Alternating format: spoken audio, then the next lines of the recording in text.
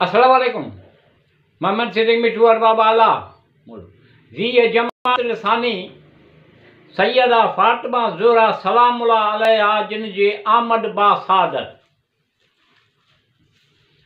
मुहम्मद सल्लल्लाहु अलैहि वसल्लम ऐं ख़तीजल कुबरा आलमीन लाइ रहमत जो मर्कज़ आहे, जिते टुलू थींदड़ सुबुह पाण सां गॾु हिकु अहिड़ी रोशनी आणे रहियो आहे जेका रोशनी सिर्फ़ नाज़िक जे मुक़द्दर जे तारीख़ुन खे हमेशह हमेशह जे लाइ मिटाए छॾींदी अहिड़ो नूर आहे। जनाबे सैयदा जो नूर काइनात जी ख़लक़त खां घणो अॻु नूर रिसालत सल्लल्लाहु अलैहि वसल्लम सां गॾु ई ख़लक़ कयो वियो हुयो। अहिड़ो नूर आहे उन जो ज़हूर सन 5 जमात लसानी में थियो। सैयदा जो ज़हूर थियो हुजरे ख़तीजा में। अहिड़ो नूर आहे आमद सहर खां अॻु ई टुलू सुबुह जो मंज़र चमकणु लॻो। आफ़्ताब जे उभरण खां अॻु ई दर दीवारियूं मुनवर थी विया। अहिड़ो नूर आहे ऐं मके जे फ़ज़ान में हर तरफ़ नूर ई नूर पखिड़िजी वियो। हवाउनि में आमद बहार जी नवीद लहराइण लॻी। अहिड़ो नूर आहे फ़ज़ान में अहिड़ी महक फैलिजी वई जंहिं सॼी काइनात खे मुअत्तर करे छॾियो। अहिड़ो नूर आहे जन्नत मां आंदड़ पाक व पाकीज़ा लिबासनि में वेढ़ियो ऐं उन ई महिल मलाइकनि जूं सिफ़िर जूं सिफ़ूं। अहिड़ो नूर आहे जनाब रसूलुल्लाह जे ख़िदमत में मुबारकबाद जूं सौगातूं पेश करण लॻियूं। अहिड़ो नूर आहे ऐं फिज़ा मुबारक सलामत जी मसरूर सदाउनि सां गूंजण लॻी। अहिड़ो नूर आहे ए सभु निशानियूं ऐं आसार एतिरा वाज़िह हुआ जो सभिनी उन्हनि खे खुलियल अखियुनि सां ॾिसी ऐं मुकमिल हवास सां महसूस करे रहिया हुआ। अहिड़ो नूर आहे किन उम्र रसीदा माण्हुनि जे ज़बानुनि मां बेइख्तियार निकितो त हीअ अहिड़ाई आसार आहिनि जेके अहिड़ो नूर आहे जेके मुहम्मद सल्लल्लाहु अलैहि वसल्लम बिन अब्दुल्लाह अलैहिस्सलाम जिन जे आमद ज़ाहिर थिया हुआ।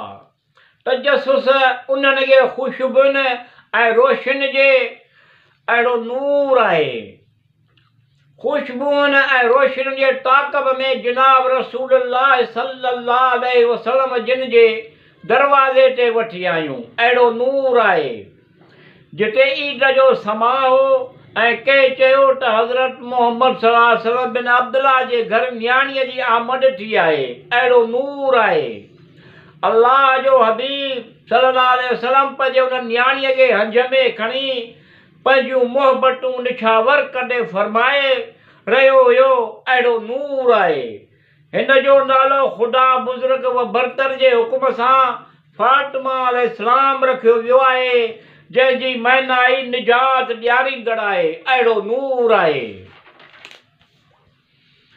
जॾहिं बि जनाबे ख़तीजा जिन सां गॾु इबादत लाइ बीहंदी हुई त नूर जे ताबिनाकी फातिमा सलामुल्लाह अलैह जो तवाफ़ करणु लॻंदी हुई। अहिड़ो नूर आहे उन नूर जे तजदीद सबब जनाब फातिमा सलामुल्लाह अलैह खे ज़ोहरा जो लक़ब मिलियो जंहिंजी माना रोशनी आहे। अहिड़ो नूर आहे उहा ख़ुदा जे रज़ा में राज़ी रहण वारी हुई उन करे राज़िया ऐं मर्ज़िया समुझणु लॻी। अहिड़ो नूर आहे इल्म ऐं फ़ज़ल जा आसार ज़ाहिर थिया त मुहदिसा ऐं फसीहा सड़जणु लॻी। अहिड़ो नूर आहे सिद्दीक़ व सफ़ा खे इकराम अता कयाईं त सिद्दीक़ा लक़ब मिलियुसि। अहिड़ो नूर आहे हुज़ूर सरवर कौनैन सल्लल्लाहु अलैहि वसल्लम जिन ज़िंदगीअ जे मुख़्तलिफ़ मरहलनि में कॾहिं अहिड़ो नूर आहे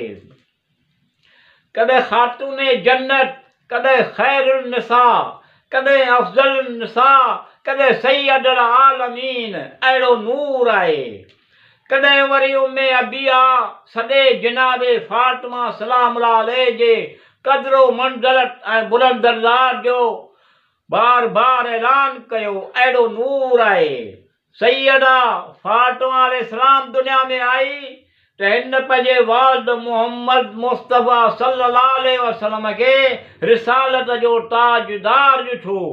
मां ख़तीजा अल कुबरा खे अहिड़ो नूर आहे।